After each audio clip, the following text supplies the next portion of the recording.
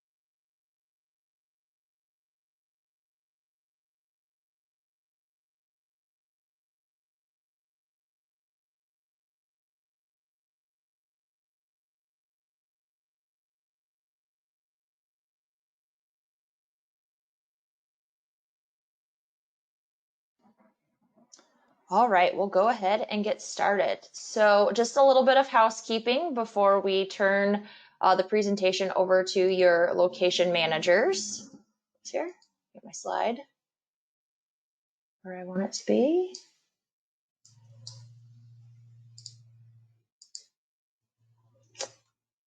So we are going to be giving away a $50 gift card to to a couple of your local restaurants. So thank you to those of you who have joined this morning. Your names will go in the drawing, and we'll announce that at the end of the call. We have put all of your lines on mute to avoid background noise. If you'd like to ask a question in the GoToWebinar toolbox, there's a questions function. Just type in your question and we'll read that at the end. At the end, you can also unmute your line by hitting *6, or there's a little raise your hand button in the GoToWebinar tool, and you can raise your hand and we will unmute your line for you. And with that, I will turn it over to Matt Carstens, our President and CEO. Thanks, Alicia, and thanks for all of you for taking the time. This is actually, we're going to do 9 of these, and this is our first one. So if there's a few bumps in the road, I hope you'll forgive us, but we thought there'd be no better place to start this than in Jason Peterson's region with all of you here today. I want to welcome you. This is a very special event for us to do this right ahead of fall season and with some of the changes that you're going to be experiencing here at Landus, and we hope you'll see as all those are for the positive. A little bit about me. I'm from a farming operation in Guthrie in Dallas County. We live just on the eastern edge of Guthrie. We farm in both that area and the western edge of Dallas County. We have a farrow to finish hog operation, beef cattle operation, corn, soybeans, and a little bit of oats and alfalfa as well. So those are my heritage back to the farm, and that's where my family and I still live today. And we're very proud of that heritage, and it's why I'm here. I'm very honored to come back and serve as your president and CEO. And I want to remind you all, I serve at your privilege to really help take this cooperative to the level that I know all of you want it to be and expect it to be. And that's an important part. So thank you for taking the time this morning. And I would encourage you, as Alicia said, to keep your thoughts and questions written down, because we will have plenty of time at the end for Q&A. And anything that's on your mind, we want to talk about. We think that's an important part of this journey that we're on here this morning as well. I want to begin, though, by giving my thoughts for all of you who suffered some damage through derecho and what happened there last week. What a devastation that was for all of us. And these locations that we're representing here today in Altoona, Bondurant, Collins, and Pleasant Hill experienced the most damage of our locations as well. Although we were very fortunate, what happened across our company from a property damage standpoint, we're very grateful for that, but we also reflect that we know all of you weren't as lucky, and that we're really here for you and willing to help in any way that we can. And our thoughts still go out to all of you from that damage. One thing I want to, two little miscellaneous items as I turn it over to Jason Peterson, our regional manager. First is around empowered employees. One thing that I'll talk about when I come back after Jason and his team speak is empowered employees. So I won't ruin that, but I want to emphasize what you're seeing today is a change for Landus. Our board of directors and leadership team here at Landus has done a complete 180, in my opinion, in how we empower our employees and really allow them to focus on all of you. And there's no better example of that than this event right now. And so I'm excited, and I hope you share that excitement and see some of the differences that we're instilling here in Landus with our employees. And Jason and that team will demonstrate that here today in a few minutes. I also want to prelude that we do need to get through this fall season. And each of the locations are going to talk about COVID-19 and their response to that, which is going to be tighter more than likely than most of our competitors or other options out there. But I don't want you to misunderstand what we're doing. It is essential that we have all of our employees here from a health and safety standpoint to get us through fall season. But it's equally important that our farmers are safe and can come into our facilities and deliver grain and not have any delays or safety or health issues from COVID-19 through your business here at Landus. So we will be going back to the policies that we had for spring, which is contactless deliveries, social distancing, keeping everyone, including Ames personnel, out of our offices in the field, so everyone can remain safe and healthy for harvest. So I hope you appreciate that effort that we're going to.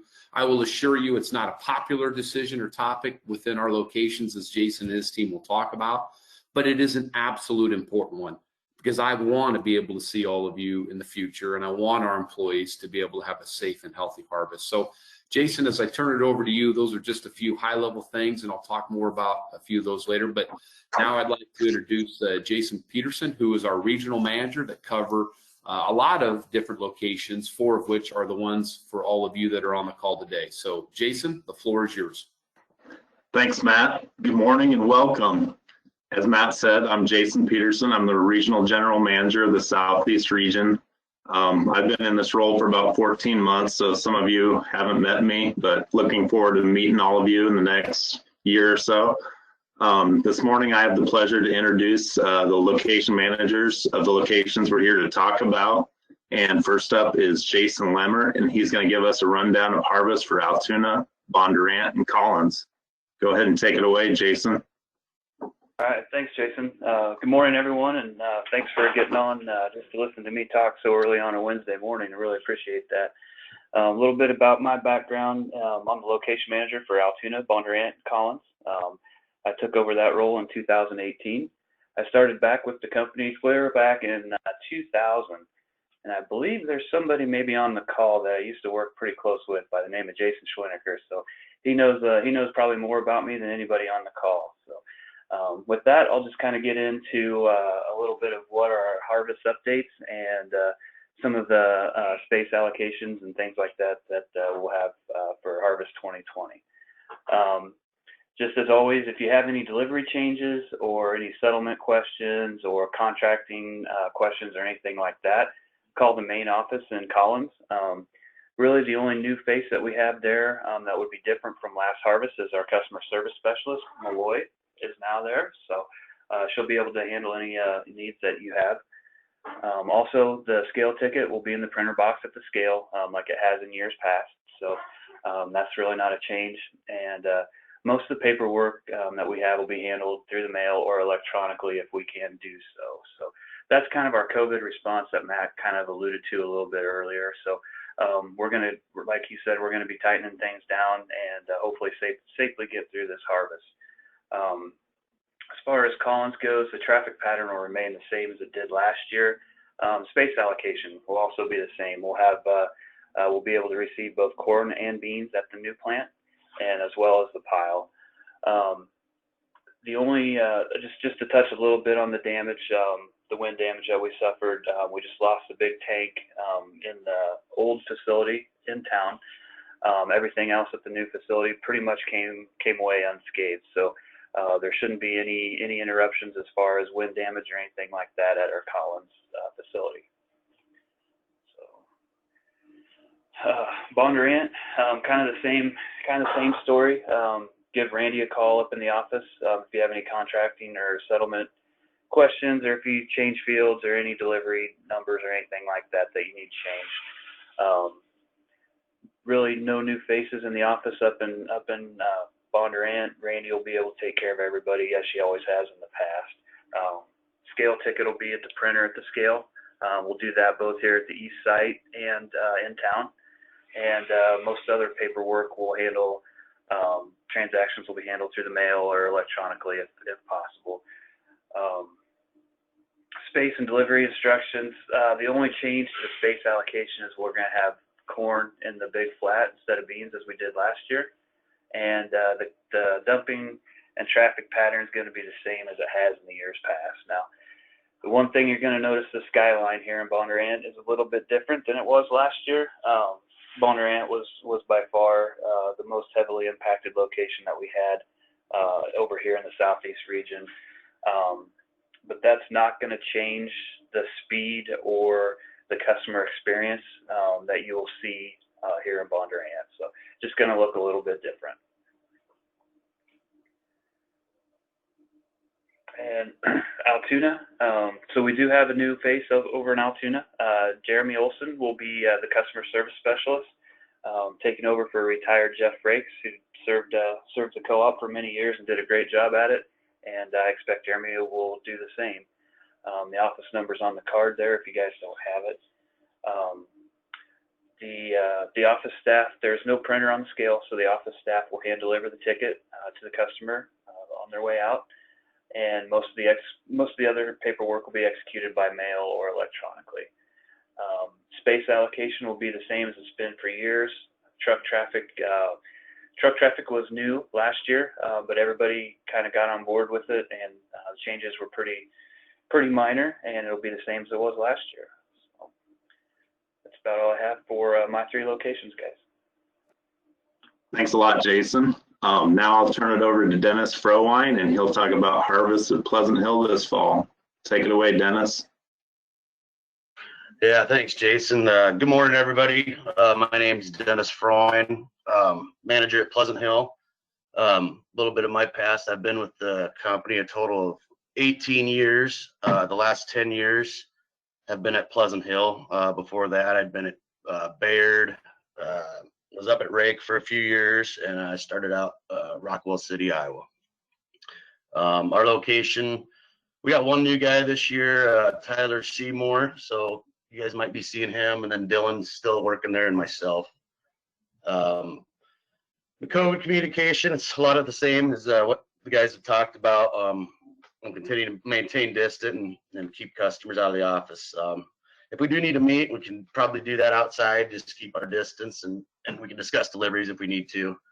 Also, try to call ahead as much as possible with changes to deliveries.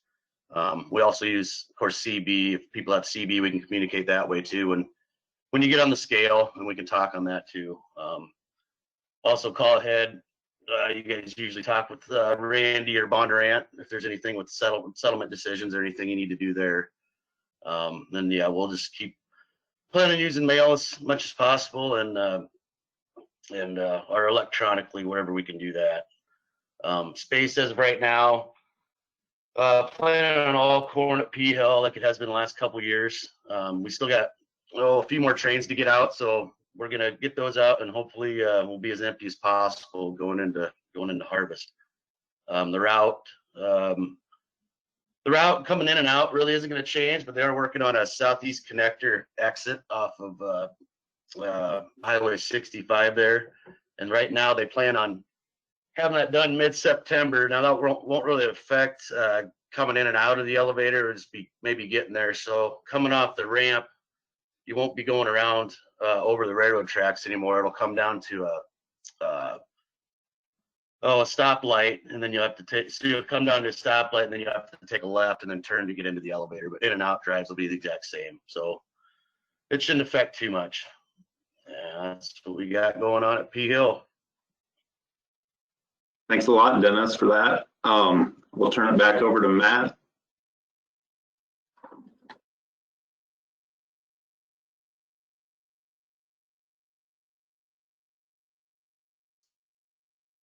Thanks, Jason, and Dennis. I appreciate all that great information, and we're all looking forward to a very successful yet safe harvest season at our locations.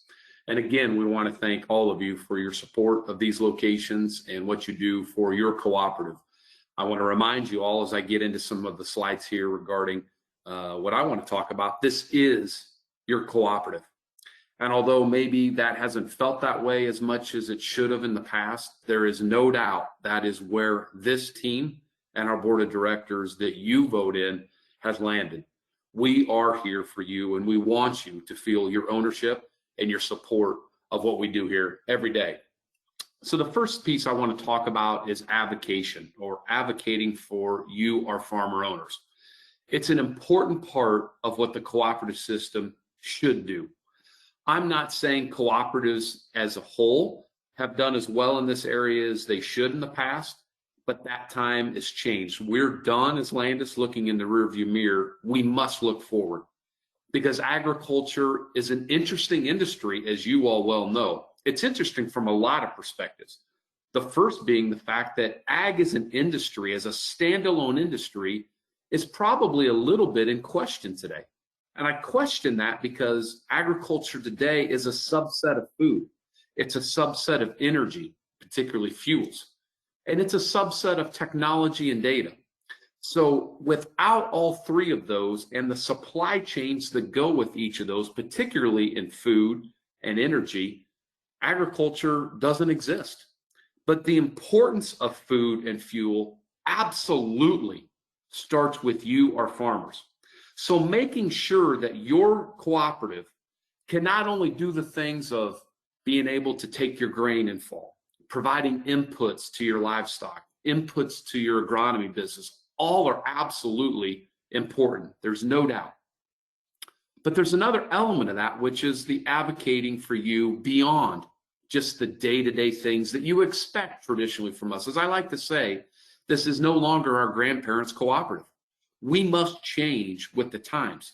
So advocating, whether it's for COVID-19 relief, trade issues, derecho, and some of its challenges that it's provided, government programs, supply chain, all the way from you as the farmer, where the whole journey starts, all the way through to a consumer, whether again it's on the food, fuels, or even fiber and other areas that aren't as prevalent here in Iowa.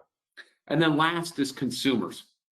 Now more than ever, we talk about a consumer and what a consumer means to all of us, and that we can't just deliver the grain or your livestock to that end point and say journey over, because that's not how the consumers are looking at it anymore.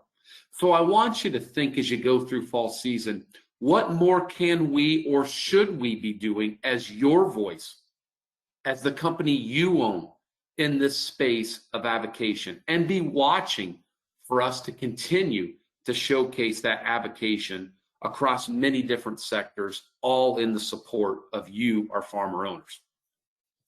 Now, switching gears a little bit to our critical success factors. Normally, these are things that companies don't share outside of their company, but I feel very confident, and our employees feel really passionate that we should share these with you because, after all, you are the owner of our company. We've got 3 really critical success factors that are what we talk about every day here at Landus now. And the first is probably no surprise to you, putting our farmer owners at the center of everything we do. Every decision, every topic, every event like these that we hold should absolutely center around where your head is at, what you need us to do, and how this impacts you. And I assure you, upon my appointment by your board of directors, that is what we've done for the last 5 months. And every one of the employees on this call can vouch for that. We are farmer owner centric. Second is that we have to have empowered employees. And I talked a little bit about that in the opening, and you just experienced an element of that.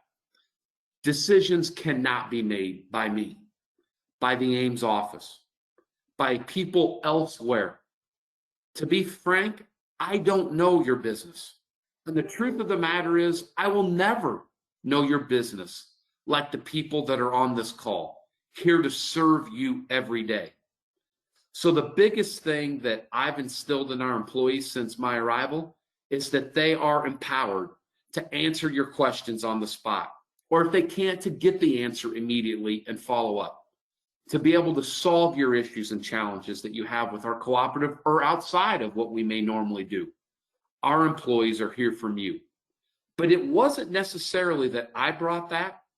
It was what your employees wanted. They asked when I arrived to be able to do their jobs again, to have the roadblocks and red tape removed from their days and do what's right for C.1, our farmer owners.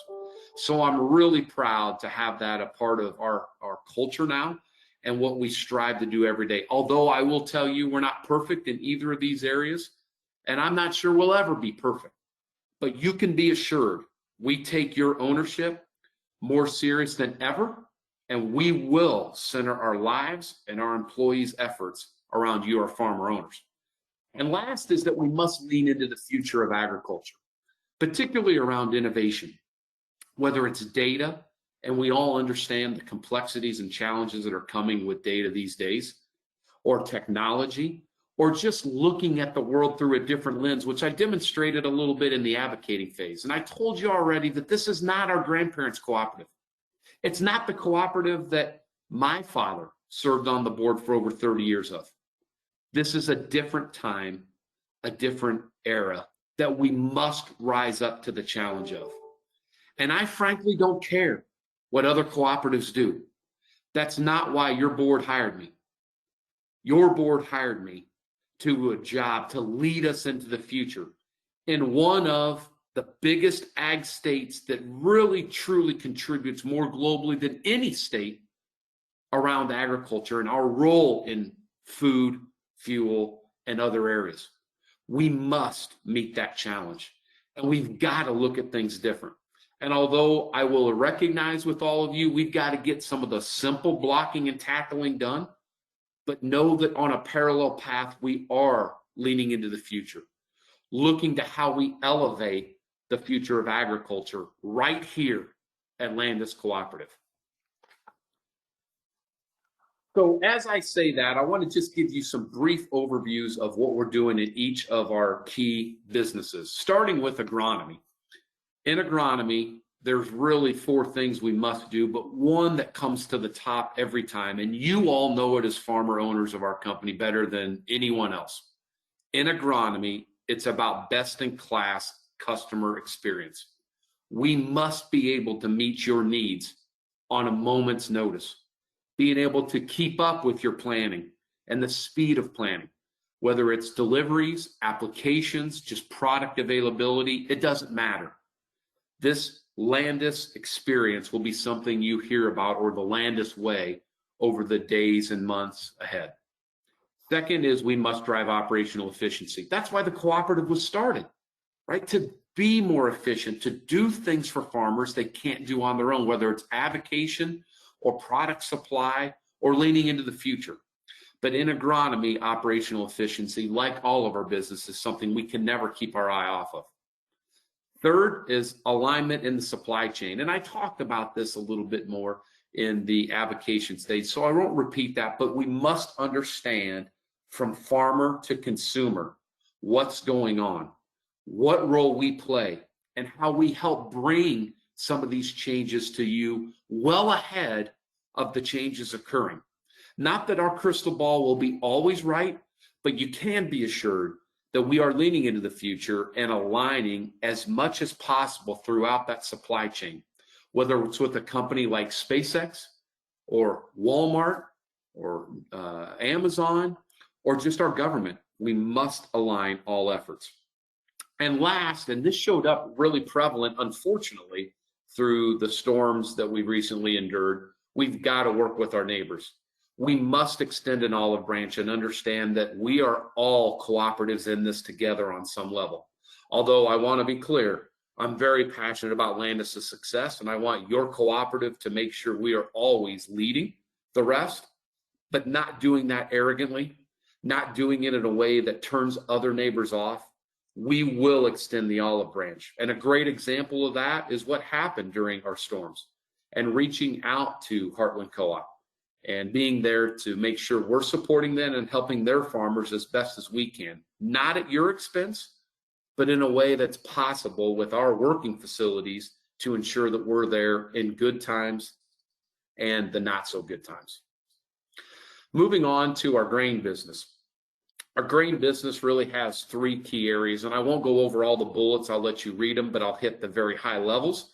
First and foremost is we are here to originate grain for you. We're here to make sure whether it's the grain you bring us in fall or grain that you store on farm, that our team, and Reed's going to talk about this here in a few minutes, that we're here for you in every way, shape, or form. And although that we've maybe been more so available on the grain you bring us, that will change, and that we are going to not only be here for the grain you deliver in fall or even off season, but even helping you work through the on-farm storage that you have and making sure that we're helping you find the best alternatives for that grain, whether it's bringing it into one of our facilities or selling it to an ethanol plant, a feed mill, or whatever the case may be. In grain, we must also be operational efficient. We must make sure that we're doing the right sense, common sense, and financial sense in grain, whether it's drying, transferring, mix and blend. Grain quality in general is an essential part of what we've got to do, because you've seen the effects of the P&L here at your cooperative when we don't do those things right. And we've added some real strength to our grain team in this area, and you'll see that as you go through fall season and beyond. And last is we've got to merchandise. We've got to expand the merchandising of grain, not just what you bring us again, but what is also on-farm storage. It's a big world out there. Over 4,000 products on the grocery store shelves consume just corn alone. Think about that. 4,000 products consume corn alone. We've got to be getting into other countries, other markets. We've got to be removing some of the people that have their hand in that movement from you and us as Landus together, all the way to a consumer or an end market in China, in India, in South America, in Mexico, and Canada. All very viable markets that we have the ability to use our strong rail franchise here at Landus to reach those markets in your behalf. And last is our animal nutrition team. And some of you use us for that business as well. And we're really excited about what's going on in this area. First, on the feed side, we've got to reinvent what we're doing in feed. We've got to elevate the opportunities that exist out there beyond local markets for our livestock consumers. And we've got to put the Landus brand at the forefront of what we do. Not the 15 or 5 or 3 other brands that we sell, but the Landus brand, because it's your brand. That's what you have in this cooperative. And we always must put that at the forefront of what we do. And on our dairy side, or DNP, some of you may know it as, we've got to expand our marketing opportunities with new products, species, process, strategic partnerships. And you're going to hear a lot about this in this area over the next 4 to 12 months. And we're excited about the opportunities that exist in this dairy business, really revitalizing or innovating what we need to do in dairy. And last on that is we've got to utilize the Landus supply chain to absolutely take advantage of all opportunities, whether it's high oleic or some other market. We've got to play as a high quality protein source product that it is out there. And look for us to expand beyond, and I mentioned it very briefly, beyond dairy, expand into other species, taking your soybeans and allowing that to move into other markets, other non-ruminant animals like poultry, like swine. So there's very exciting days ahead, especially back on feed with our new feed mill that we have confirmed and started to break ground and move dirt on. That'll be in Yale, Iowa, just to the west of all of you. So we have a new market created there for corn, soybeans, and other commodities to help us really drive our feed success moving forward. So with all that said, I want to kind of talk here last about leaning into the future, because that sounds good, but what does it really mean? Today, more than ever, data is the driver. Data is the driver for you on profitability, sustainability, traceability, integration of all the different technologies that are out there. Although this may not be the most attractive part of the presentation, think about a day where data could be worth more than the commodities you deliver, whether it's livestock or grains, it doesn't matter. I truly believe there is that day on the horizon. So we must start thinking different at Landus and how we help manage data, how we help get you revenue for the data that today you're providing companies for free. And there's a lot of them out there. You know exactly what I'm talking about. I don't believe that's right. I've seen the value of data through my career at Land O'Lakes and working with consumer packaged goods and grocers like Walmart, grocers and other businesses like Amazon. This is an important part of our journey. And if I believe in what I'm telling you, that this isn't our grandparents' cooperative, we must start putting data at the forefront of all we do. As I mentioned, we've got other things to tackle first, there's no doubt. But on top of that very sound foundation we're building here at Landus, data will be an essential part of what we do. So I say all this to give you a prelude to things that you should be looking for coming out of fall season and what we'll be talking about through the winter months and thereafter. So look for more information on that as we go forward. Speaking of the importance of data, we've got a new digital tool for you at Harvest, kind of in the spirit of more efficiency for you and us. But also in the wake of COVID, we must find ways to really turn on the value of technology. So now you'll be able to sign various documents, contracts, whatever the case may be, particularly on the grain side, electronically through either the customer portal or our app. You'll be able to access that. And if you get on and sign on for email or text alerts, I believe maybe even also email, but I'm for sure comfortable that there's text alerts. When you have a document to be signed, you'll get that text and know to sign on to either the app or the portal and be able to make that signature contactless and easy for you anytime, day or night. So this is one of the things from a data and digital tech standpoint that we're taking a very small step in, but look for more advancements as we look into our future in this space. So I hope that gives you a little bit of prelude of where we're at and where we're going. But now we got to get back to the heart of what needs to happen over the next several months. So I'd like to turn this over to our grain marketing advisor, Reinvent, that will give us a little bit of an update on his business and what he's working on in behalf of all of you. Reed, the floor is yours. Thanks, Matt. Appreciate that. So a little bit of my background for those of you who may not know me. My name is Reed Drenth. I've been with Landus a little over a year full time. I did an internship here my senior year of college. So I'm from a farm in northeast Iowa. We had corn and soybeans, alfalfa, and also a cow-calf operation. So that's a little bit about my background. Just wanted to talk to you guys here a little bit about maybe some changes you'll see. There's actually not really any significant changes to our harvest policy.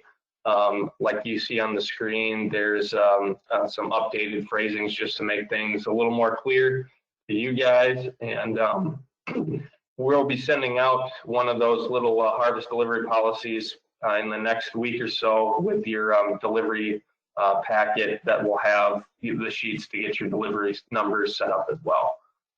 So make sure you get those in advance like you always do to make that go a little smoother. As you see on the screen, we're also, Landus is doing our first crop tour. So that is going on next week.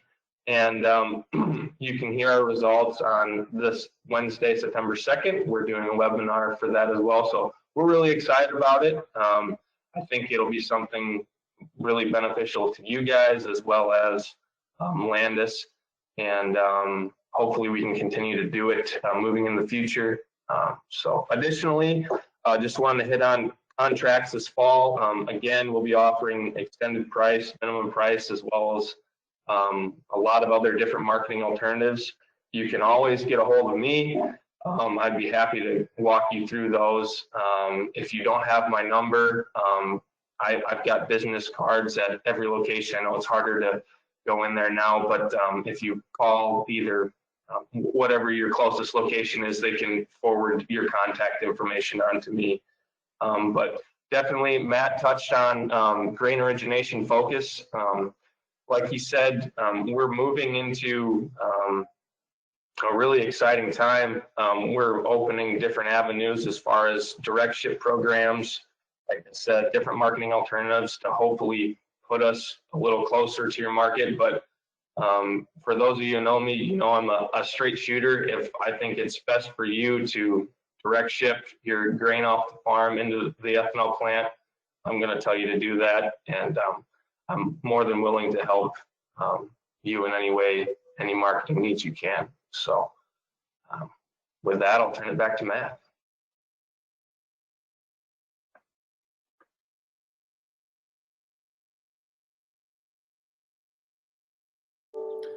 Thanks so much, Reed. I appreciate the excitement and your straight shooting that you do with our farmer owners. Job well done. I want to assure all of you that Reed is passionate about what he does for all of you and has a deep bench of people beside him that takes on the challenges with him every day of our grain business and helps bring that and makes that come to life for all of you. Thanks again, Reed. I also wanted to give you all my contact information. This is a journey that we're all on together. And again, I remind you that I serve here as your president and CEO for you. And that's something I don't take lightly. So although I'm not going to probably be the best resource for you, again, Jason and his team or Reed are much better resources than I'll be, but I am always here to understand what things aren't going well and to help drive change and make things happen. So for those of you that can't see that slide, my email is matt.carstens@landuscooperative.com. So that's matt.carstens@landuscooperative.com, or your location can get you in touch with me as well.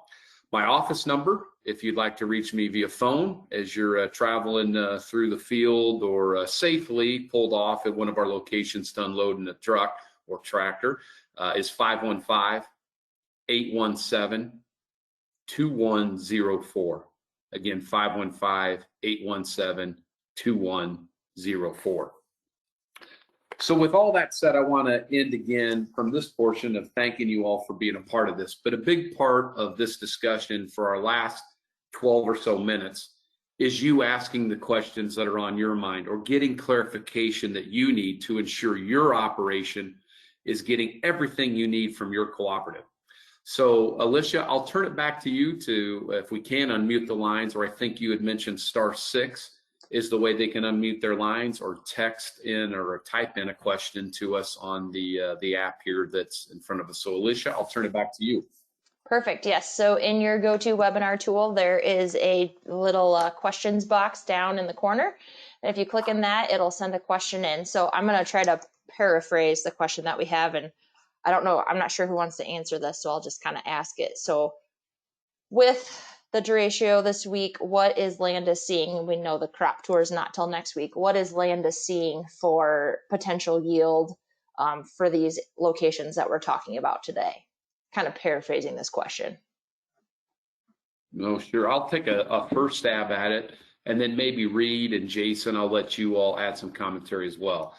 Right now, and I'm looking at a text that's really long that I don't have, haven't had the time to read because it came in during this call, but several farmers are out on the Pro Farmer Tour.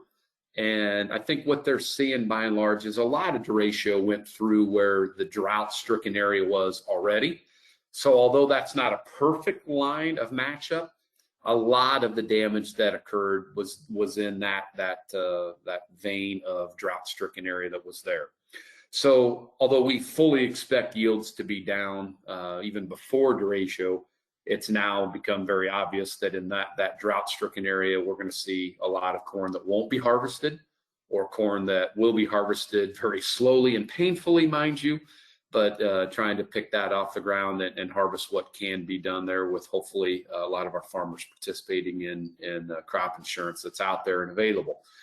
So, we believe we're going to see that average pull down. If you look at USDA numbers, although what happened to us here in Iowa had an impact, I think we're down now to 69% of the corn in good to excellent on a US basis, which is down from about 73 to 75% a few weeks ago. So there's still a big corn crop and a big soybean crop out there. But, we did experience our fair share of damage here. But on the other side of it, we also lost a lot of storage. I think we're looking at over 53 million bushels of storage, a lot of it on this phone call that occurred through your all losses on the farm and losses with some of the commercial businesses that are out there, like I've already mentioned a little bit from some of our locations and more from others that are out there. So there is a little bit of a silver lining that without that kind of storage, we probably needed a little bit of a breather from that in an unfortunate way. And that's kind of the balance that's out there. But on a U.S. basis, I look for us still to have a big corn crop and a big soybean crop. And we'll know a little bit more through our tour, yes, next week. And as we continue to get more information from the Pro Farmer and other tours that are going on out there. And Alicia, I think we can send some of those updates out on various social media and that we have, if that's fair. Would that be appropriate? Yes. Reed, I'll start with you. Anything you'd add to that commentary as you eat, sleep, and breathe the corn condition and how much work you're going to have to do here this fall? Yeah, I think you hit the nail on the head, Matt. We'll know a lot more, I think, on our crop tour next week. I'd say it'll be a matter of, what corn didn't actually green snap or isn't laying flat, and, how much you all are able to pick up and get picked up off the ground.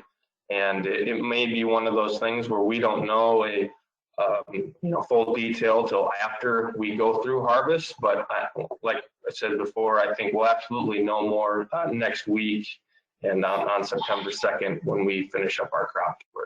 So, Jason, would you add anything to that, or your staff, or you feel we've covered this well enough? You guys have covered it really well. I've traveled pretty extensively across my region the last 7 to 10 days. Before 10 days ago, when the derecho went through, I would say Collins, Bondurant, Altoona, P Hill probably had the best looking crop in the region. And they are fortunate. Their neighbors 10, 15 miles west of them are in a lot worse shape. So I guess it kind of depends on the crop tour, what we're seeing. It looks like the flattened corn maybe is more variety and standability than all flat like your neighbors to the west. But that's all I got. Thanks. Good. So Alicia, hopefully that helps. One thing that I would add is I did have a phone call with Secretary Nag last week. And one of the things on my topic was that I don't feel it's right that farmers have to go into some of these fields that are absolutely flat or borderline just not tolerable to harvest. that they have to go in there and combine, where the farmer feels that's justified, that there would be a path where they could disc and end the misery. And Secretary Nag had heard that before and was moving forward with the USDA on things that could be done there.